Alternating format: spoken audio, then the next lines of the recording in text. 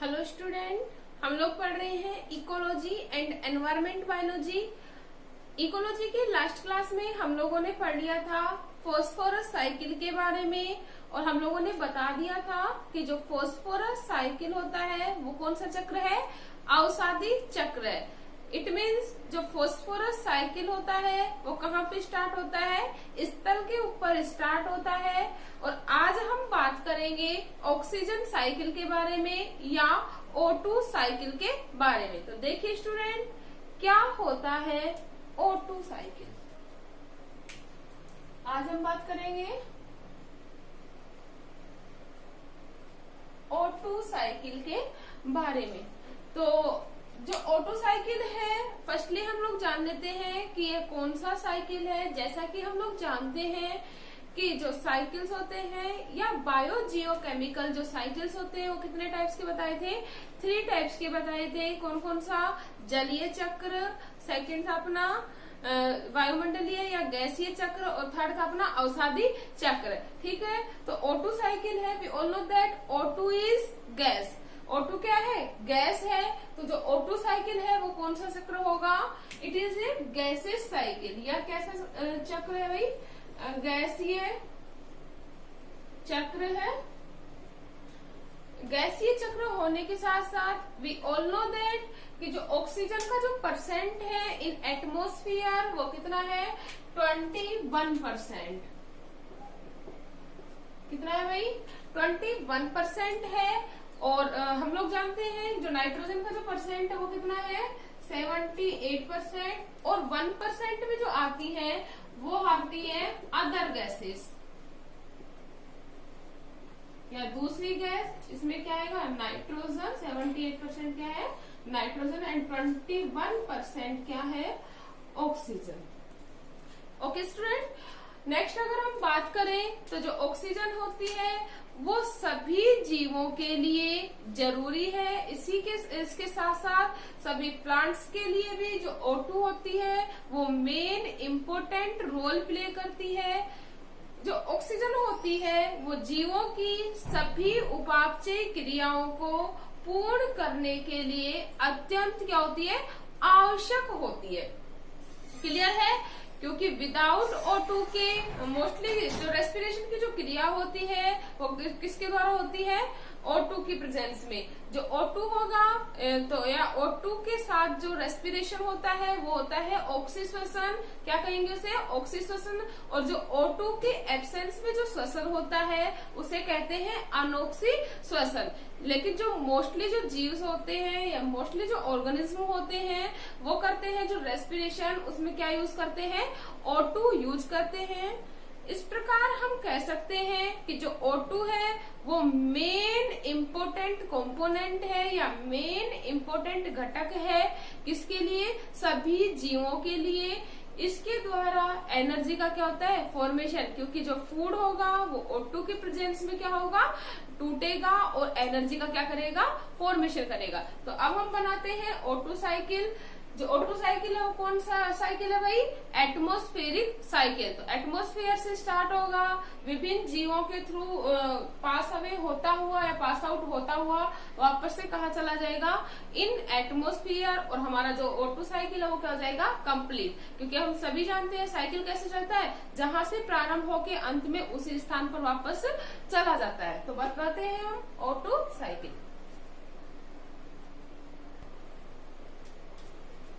तो हम देख लेते हैं ऑक्सीजन साइकिल के बारे में।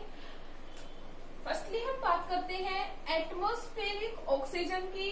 जो एटमॉस्फेरिक ऑक्सीजन है उसमें क्या होगा, एटमॉस्फेरिक ऑक्सीजन को फ्री करने के लिए जो O2 है उसके साथ जुड़ जाता है कौन, यूवी लाइट या अल्ट्रा वायलेट लाइट के जुड़ जाने से जो ऑक्सीजन के जो दोनों मॉलिक्यूल है वो क्या हो जाते हैं, फ्री हो जाते हैं। O+O हम लोग रिएक्शन के द्वारा देख लेते हैं। O2 के साथ क्या जुड़ी, यूवी लाइट जुड़ी, और यूवी लाइट से जुड़ने से ऑक्सीजन के जो मॉलिक्यूल्स हैं, बोथ मॉलिक्यूल्स क्या हो गए, फ्री। हम कह सकते हैं जो यूवी लाइट जुड़ती है ऑक्सीजन के 2 मॉलिक्यूल्स के साथ और इन्हें क्या कर देती है, विखंडित कर देती है या तोड़ देती है। ठीक है, और ऑक्सीजन क्या हो जाती है, फ्री हो जाती है इन एटमॉस्फेयर। सेकेंड अगर हम बात करें ऑक्सीजन प्लस O2, मतलब एक ऑक्सीजन का मॉलिक्यूल और दो ऑक्सीजन के मॉलिक्यूल जुड़कर किसका फॉर्मेशन करते हैं भाई, O3 का फॉर्मेशन करते हैं। O3 क्या है, we all know that O3 is a ozone layer. O3 क्या बनाती है, ओजोन लेयर का फॉर्मेशन करती है। और जो ओजोन लेयर होती है इसका जो मेन कंपोजिशन होता है वो क्या होता है, ऑक्सीजन। और इसका जो मेन फंक्शन होता है वो क्या करती है, प्रोटेक्शन का कार्य करती है, प्रोटेक्शन या सुरक्षा का कार्य करती है। किससे, यूवी लाइट से या अल्ट्रावायलेट लाइट से। तो O3 का फॉर्मेशन होता है या ओजोन लेयर का फॉर्मेशन होता है एक ऑक्सीजन का मॉलिक्यूल और दो ऑक्सीजन के मॉलिक्यूल जुड़कर O3 लेयर का फॉर्मेशन करते हैं। जो O3 लेयर होती है, ओजोन लेयर होती है, वो यूवी लाइट से हमारी रक्षा करती है। जो यूवी लाइट होती है वो बहुत ही हार्मफुल लाइट होती है, एनिमल्स के लिए भी और सभी जीवों के लिए भी। इसके द्वारा स्किन कैंसर और वेरियस टाइप की स्किन एलर्जी हो सकती है। तो इससे हमारा प्रोटेक्शन का कार्य करती है ओजोन लेयर। ठीक है, अब हम बात करते हैं कि एटमॉस्फेयर में जो ऑक्सीजन होती है वो कहाँ से आती है। तो देखिए स्टूडेंट, O3 मतलब ozone layer plus UV light. मैंने आप लोगों को पहले भी बताया था, जो यूवी लाइट है वो तोड़ने का कार्य कर रही है, विखंडित अभिक्रिया की तरह, विखंडन अभिक्रिया की तरह कार्य कर रही है। इस अभिक्रिया में वापस से फ्री कर देती है कि इसमें O प्लस O2 में किस को तोड़ेगी, O प्लस O2 में तोड़ देती है। और ये जो O2 होती है वो एटमोस्फियर में क्या हो जाती है, स्वतंत्र और फ्रीली पाई जाती है in the gases form. Clear है। अब अगर हम बात करें, मैंने अभी आपको बताया जो रेस्पिरेशन होता है या जो श्वसन होता है, यह एक मुख्य अभिक्रिया है सभी जीवों की, या हम कह सकते हैं जो रेस्पिरेशन है सभी जीवों का एक इम्पोर्टेंट कैरेक्टर है, सभी जीवित जीवों का, लिविंग ऑर्गेनिज्म का रेस्पिरेशन होगा।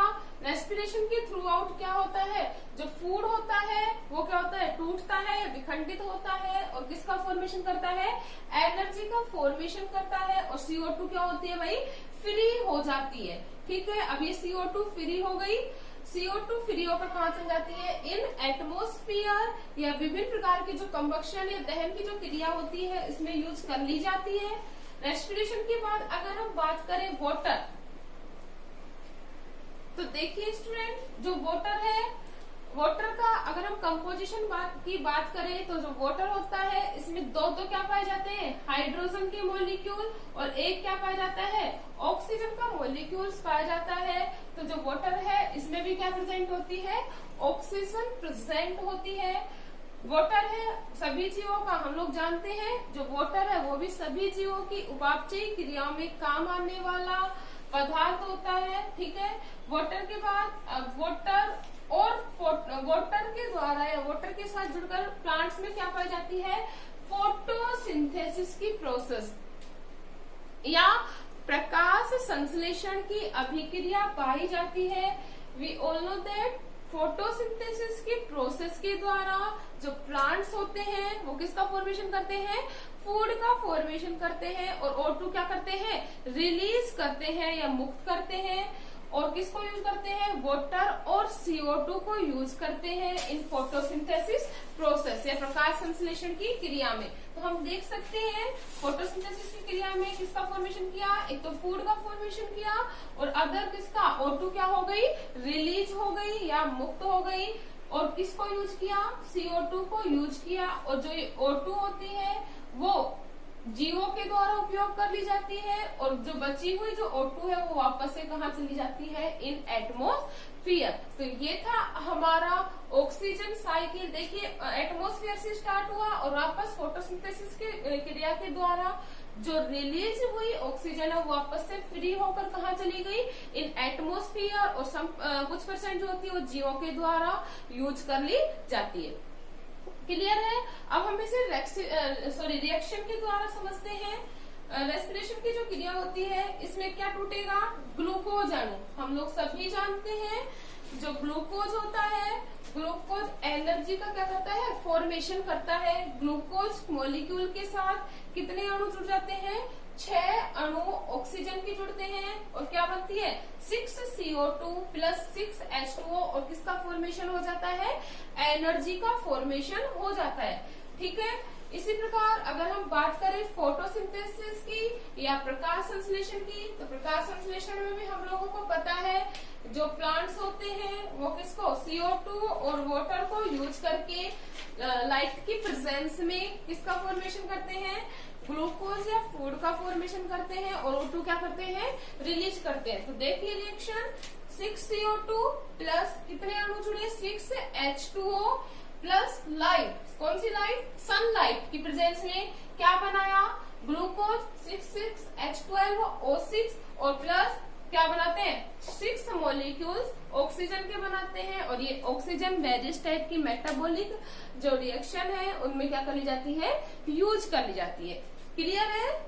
ओके।